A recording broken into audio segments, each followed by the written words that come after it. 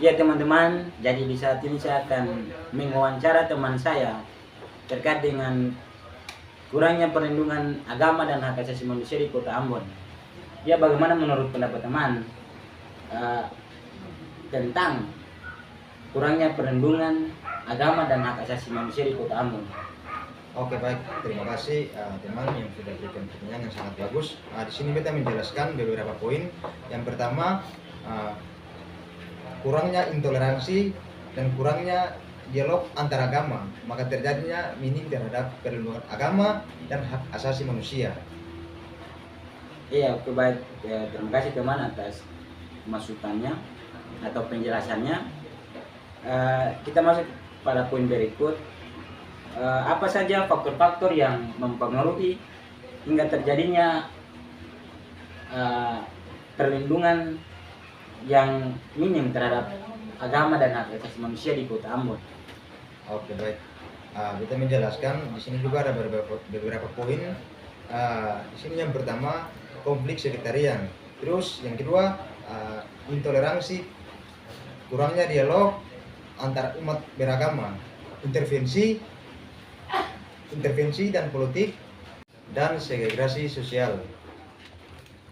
Iya, oke, baik, terima kasih teman atas penjelasannya. Kita masuk pada poin yang berikut, itu apa saja dampak konflik di Ambon. Coba teman jelaskan. Terima kasih. Kita akan menjelaskan tentang terkait dengan konflik yang sering terjadi dalam Kota Ambon. Kalau Kota Mulia, dalam Kota Ambon ini bukan saja satu konflik yang baru terjadi, tapi sudah banyak konflik yang sering terjadi. Kita ambil contoh kecil yang desa Tulehu dan desa Tial. Kemarin kan dong punya hari Lebaran, terus mungkin ada kesalahpahaman antara teman, maka terjadi kacau. Maka dari situ kita bisa lihat bahwa kita bisa nilai bahwa dari permasalahan itu maka terjadinya kekacauan yang sangat besar. Itu mungkin penjelasan dari kita. Ya, bagaimana menurut pendapat teman terkait dengan penyelesaian konflik di Kota Ambon? Ya, terima kasih. Kita akan menjelaskan tentang cara penyelesaian konflik yang sering terjadi dalam Kota Ambon.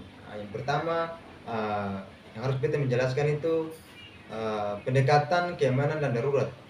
Itu yang pertama. Yang kedua, pendekatan pemulihan dan pembangunan.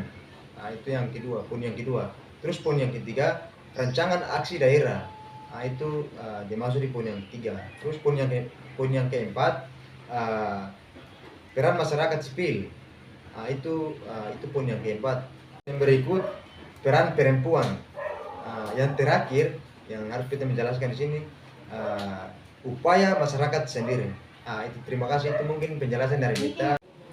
Ya teman-teman, jadi di sini saya akan menjelaskan kurangnya perlindungan agama dan hak asasi manusia di Kota Ambon, khususnya pasca konflik yang terjadi pada tahun 1999, dapat disebabkan oleh beberapa faktor yang tadi saya dengan teman saya sempat jelaskan. Itu poin yang pertama, konflik sekretarian. Ya teman-teman, jadi konflik sekretarian ini konflik etnis agama yang terjadi di Ambon pada tahun 1999 meninggalkan dampak yang signifikan, termasuk perpecahan sosial dan segregasi wilayah. Poin yang kedua itu ketidakadilan hukum dan peradilan. Jadi ada beberapa pelanggaran hak asasi manusia, termasuk kasus SARA yang belum didapati penanganan yang adil dan transparan, hingga menimbulkan rasa ketidakpercayaan terhadap sistem peradilan atau sistem pemerintah. Yang pun ketiga itu keterbatasan sumber daya. Kurangnya sumber daya manusia dan finansial untuk menjalankan program perlindungan agama dan HAM, serta kurangnya kesadaran masyarakat akan pentingnya agama juga menjadi penghambat. Yang keempat, ketimpangan ekonomi dan sosial. Ketimpangan ekonomi dan sosial antara kelompok-kelompok masyarakat di Ambon dapat memicu konflik dan pelanggaran HAM atau hak asasi manusia. Yang kelima, peran media dan disinformasi. Peran media massa dan disinformasi dalam menyebarkan isu-isu signifikan berikut, yaitu peran media dan disinformasi.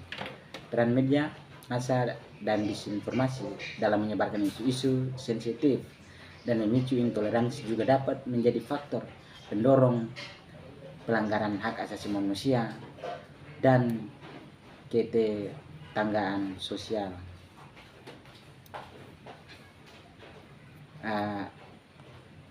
Ya, jadi kita masuk dalam mengatasi masalah tersebut yang terjadi pada tahun 1999. Cara penyelesaiannya itu mencakup beberapa faktor. Yang pertama, peningkatan pendidikan HAM. Yang kedua, penguatan kelembagaan. Yang ketiga, penyelesaian konflik. Yang keempat, penguatan ekonomi dan sosial. Yang kelima, pengawasan dan pemberdayaan media. Ya, jadi kita masuk yang pertama, itu meningkatkan pendidikan dan HAM. Jadi butuh kesadaran daripada masyarakat akan pentingnya hak asasi manusia dan toleransi beragama melalui pendidikan dan sosialisasi.